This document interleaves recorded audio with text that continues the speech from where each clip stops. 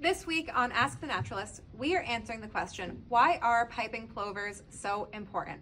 And to help me answer that, I am recruiting our Shorebird Biologists because here at the Coastal Center, we spend a lot of our summertime trying to protect these endangered species, so they'll be able to help us answer the question.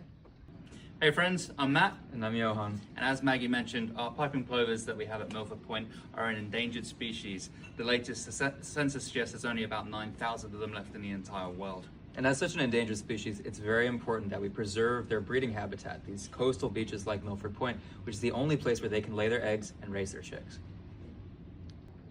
Most of the world's breeding population of piping plovers exists here in New England, but as I'm sure you know, New England is highly developed along the coastline. So it's very important for us to set aside beach habitats such as Milford Point.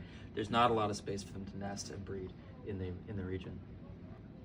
So today we've been asked, why are piping plovers important?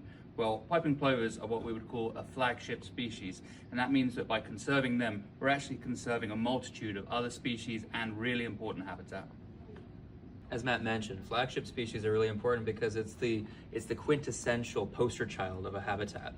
In this case, we're talking about piping plovers along the beaches because people really love piping plovers. They're really cute and they're easy to convince people that we need to save them. However, there are a lot of other species that use these sandbar habitats, such as our American oyster catchers, our diamondback terrapins, and all sorts of other different species of birds and mammals that live along our shoreline. So without our intensive conservation efforts, piping plovers would actually be one of the very first species that we'd be seeing disappear from our beaches in New England. And this would be a sign that these ecosystems are not performing well and are not healthy.